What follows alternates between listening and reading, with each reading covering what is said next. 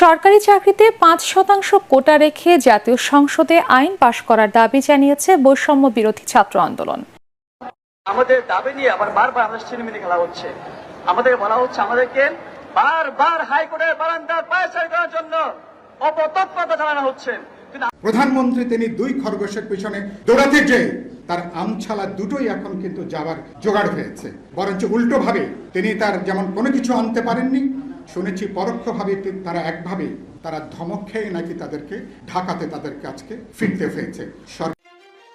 আজকের এই বৃষ্টি এবং বিশেষভাবে টানা বৃষ্টির কারণে শহর যেভাবে ডুবে গেছে, প্রধানমন্ত্রীর কার্যালয়ের সামনেই দেখলাম একেবারে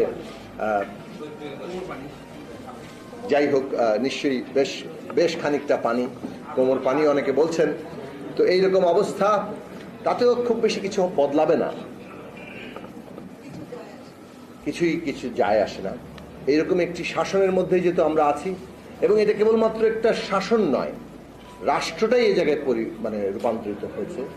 রাষ্ট্রটাই জনগণের একটা বিরুদ্ধে অবস্থান নিয়েছে যে তাকে দমন করে শাসন করে এই রাষ্ট্র লুট করবে, এই রাষ্ট্র তাদের দাপট দেখাবে, এবং এইটাই তাদের কাজ, এটাকেই তারা চিরস্থায়ী করতে চায়।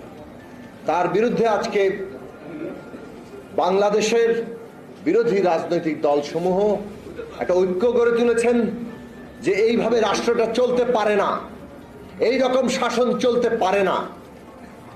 আগামীর বাংলাদেশ এই শাসন উৎখাত করে একটা গণতান্ত্রিক বাংলাদেশ হবে, এবং সেই গণতান্ত্রিক বাংলাদেশের রূপরেখা 31 দফা। আমরা কেবলমাত্র আশা দিয়ে একটা স্লোগান দিয়ে এটা শেষ করিনি, কিভাবে আগামী বাংলাদেশ হবে সেইটাও পরিষ্কার করে বলা হয়েছে।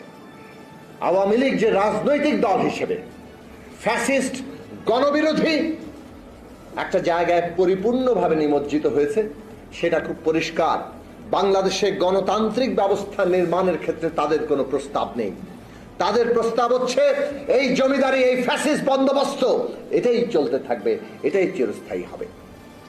কাজেই বাংলাদেশের মানুষের কাছে নতুন করে আমাদের এই ডাক নিয়ে যেতে হবে, জাগ্রত করতে হবে। সমাজের নানান অংশ আজকে জেগে উঠছে, বিশেষভাবে ছাত্র সমাজ যেভাবে জেগে উঠেছে, শিক্ষকরা পর্যন্ত আন্দোলন করছে। সরকার নিজের পক্ষের লোকদেরও আর রাখতে পারছেন না। এই ফ্যাসিস্ট শাসন সমাজের সমস্ত অংশের তাদের অধিকার, তাদের মর্যাদা, তাদের সবকিছু কেড়ে নিচ্ছে। এই লড়াইগুলো আরো জোরদার হবে। ওবায়দুল কাদের সাহেব বলছেন ছাত্ররা নাকি আদালতের মুখোমুখি দাঁড়িয়ে যাচ্ছে।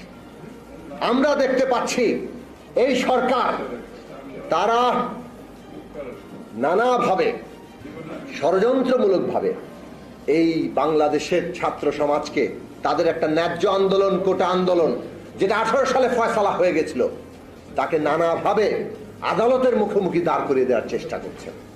আদালতের সাথে কোনো আমাদের লড়াই নেই, আদালত ব্যবস্থা আমরা পরিবর্তন করতে চাই, কিন্তু বাংলাদেশের ছাত্র সমাজকে এইভাবে আজকে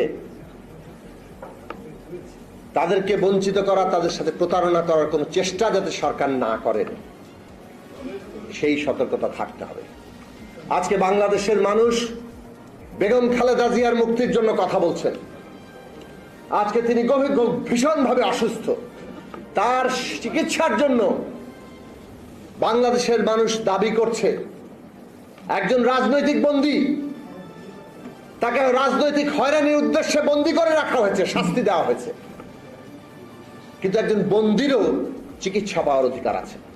তার যেটা চিকিৎসা দরকার সেটা যদি বাংলাদেশে না পাওয়া যায়, পৃথিবীর যেখানে পাওয়া যায় সেখানে যাওয়ার তার অধিকার আছে। সরকারের সেটা দায়িত্ব, বারবার মানুষ বলছে, কিন্তু এই সরকার শুনছে না। বাংলাদেশের মানুষ অবিলম্বে বেগম খালেদা জিয়ার মুক্তি পাওয়ার যে অধিকার, জামিনে মুক্তি, পূর্ণ মুক্তির যে অধিকার, সেই অধিকার সহ তার চিকিৎসার দাবি করে, কিন্তু সরকার কোনোটাই শুনবে বলে মনে হচ্ছে না। নেহায়েত বাধ্য না হলে কোনোটার দিক থেকেই তারা কোনো জনগণের প্রতি কর্ণপাত করতে চায় সেটা মনে হচ্ছে না, নাহলে কোটা ব্যবস্থা নিয়ে আবার এই ষড়যন্ত্রটা তারা করতো না। কাজেই আমাদেরকে আন্দোলনের জায়গায় যেতে হবে। মানুষ আশা করে বিরোধী দলগুলো আবার বড় আকারের সংগ্রাম গড়ে তুলে এই সরকারকে বিদায় করে গণতন্ত্র প্রতিষ্ঠা করবে। সেই লড়াই আপনারা গড়ে তুলবেন এই আশাবাদ রেখে গণতন্ত্র মঞ্চের পক্ষ থেকে আবারও আমাদের নেতৃবৃন্দকে আবারও আন্তরিক ধন্যবাদ জানিয়ে আমরা আমাদের আজকের এই আলোচনা সভা এখানেই সমাপ্ত।